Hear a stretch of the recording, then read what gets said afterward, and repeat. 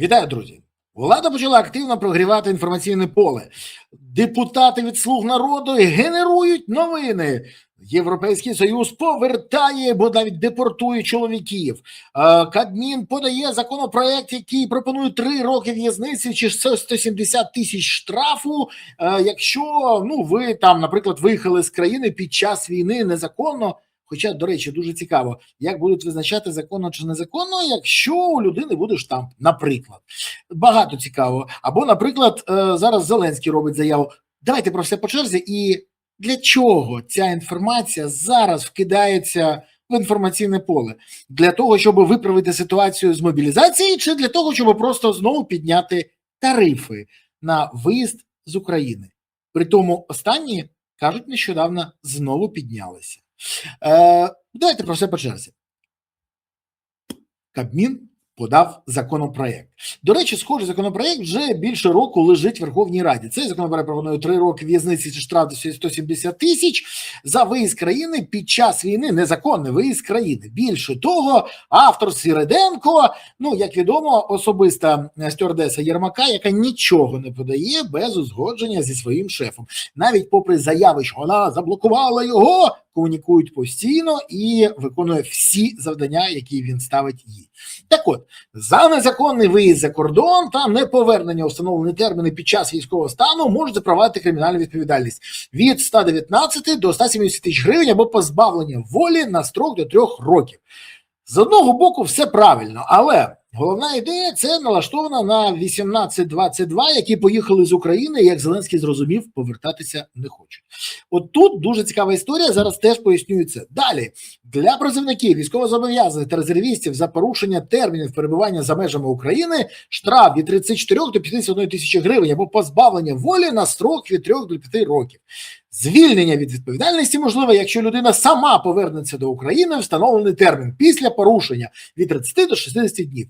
Почнемо з того, що закон зворотньої дії не має. Тож він для всіх тих, хто буде порушувати потім. Тож, як сказали мені декілька цікавих людей, скоріш за все, тепер виїзд за кордон буде дорожче. Якщо ж нещодавно вивозили за 12-20 тисяч, зараз від 25 до 40.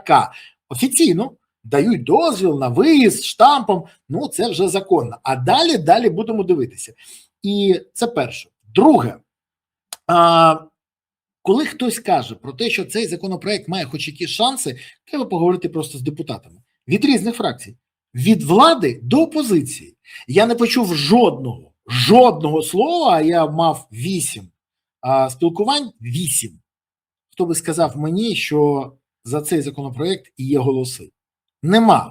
Нема голосів, і це ще раз показує. Влада знову намагається лякати людей, щоб протягнути схему, а не щоб вирішити проблему нарешті і зайнятися питаннями мобілізації. Ні, знову схематоз, цинічний, тупорилий і, як завжди, примітивний. До речі, нардепи допомагають Офісу. Якщо партнери погодяться повертати військовозобов'язаних чоловіків до України, це буде звичайна процедура депортації. На прикордонному пункті їх зустрічатимуть ТЦК, заявляє нардеп Федієнко.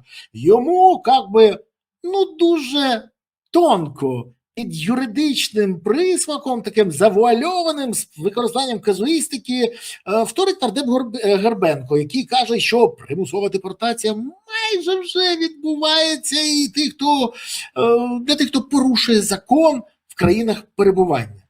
Що значить відбувається? А вона колись призупинялась? Вона колись призупинялась, пане Горбенко.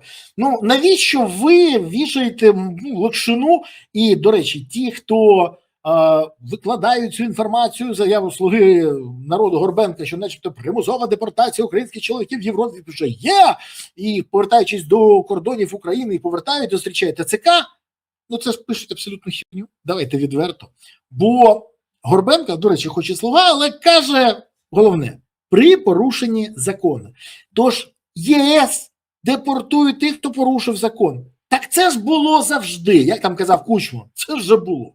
Більше того, і до повномасштабки, і до війни, яка почалася в 2014 році, і до того, як тільки ти порушуєш закон, частіше за все, якщо це не кримінал, не вбивство, не гвалтування, ще щось, не грабування, а таке дрібне щось там, вкрав щось там, порушив.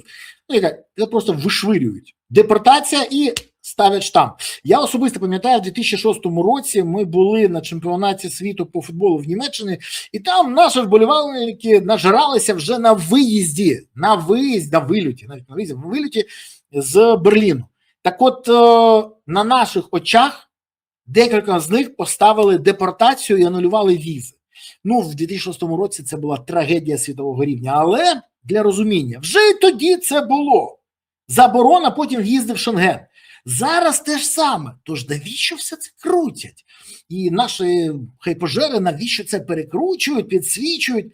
Ну, здогадайтесь. Для того, щоб казати так, а ну повертайтесь, бо вас же треба знову обілетити, вас знову треба подоїти. І ті, хто будуть доїти вже по іншому тарифу, не те, що був раніше.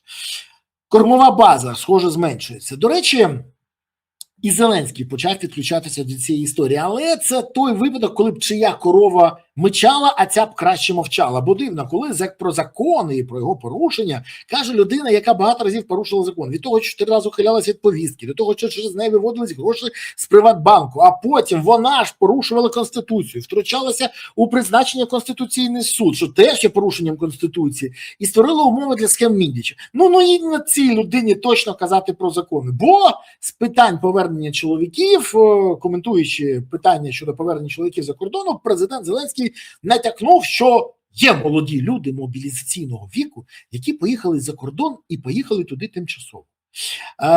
Але виявилося, що на роки вони поїхали. Багато хто з них поїхав, порушуючи українське законодавство, зазначив Зеленський. Пане Зеленський, може не з ними будете боротися, а з тими, хто дав цю можливість? Може з дебілами, які вам нарадили все, що ви зробили, від закриття кордону в 22-му році до схеми, коли платять гроші за виїзд? Може карати будете за схему, а не за те, що її користуються? Бо якось дивно, схема працює, їй ніхто не заважає. Але вас, мабуть, це влаштовує. Вас не влаштовує, що їдуть ті, хто без схеми 18-22. Так давайте ж зразу скажемо, що Зеленський після картонкового Майдану виклав геніальний план. Треба дозволити виїжджати за кордон молодняку, який виходив на цей картонковий Майдан від 18 до 22 років, і тоді на мітинги не буде кому ходити.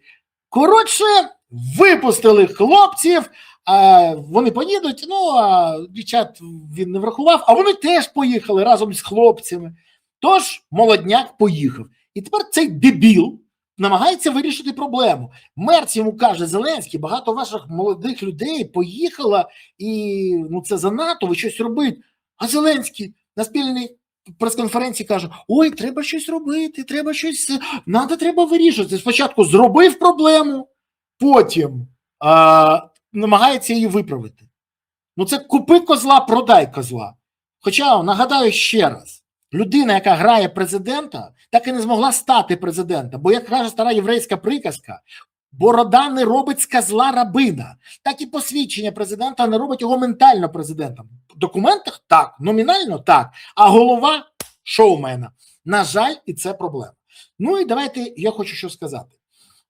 Точно не йому казати, хоча сказано, до речі, не все вірно, він правильні речі каже, робить лайно. І коли таке заявляє президент, йому мовчати, йому дійсно мовчати. Але йому покаятися варто і відповісти за скоєне, але він, ми бачимо, намагається робити геть інше. Тому, що я хочу сказати, те, що ми зараз бачимо, це хвиля, інформаційна хвиля, яку розгойдують.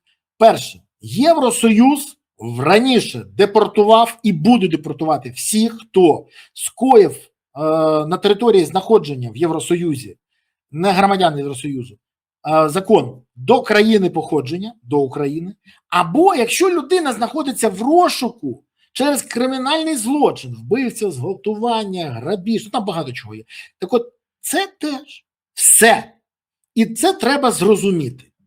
А для інших, хлопці, може ви все ж таки будете мотивувати людей повертатися, а не шукати схеми, як знову їх подоїти. Хоча, схоже, ці вміють тільки одне. Гаразд, ви хоч розібралися в цьому? Напишіть в коментарях, чи зрозуміли ви, що відбувається. І головне, як завжди, не забувайте, що поки він балаболить, треба підтримувати ЗСУ. Бо ЗСУ справді, до нього треба приєднуватись, треба допомагати, донатити. Бо якщо прорвуться, то повірте, права людини в Україні буде захищати не ФСБ Росії і не КДБ Білорусі. Тільки ЗСУ може захистити країну, в якій ми можемо побудувати вже все інше. Зрозумійте це. Тому коли я кажу про те, що ЗСУ треба підтримувати всіляко, донатити, приєднуватись, допомагати, це просто єдиний варіант порятунку країни. І це варто зрозуміти всім. Дякую, що дивились. Гуртуємось навколо інтересів ЗСУ. І от тоді справді все буде Україна. Па-па.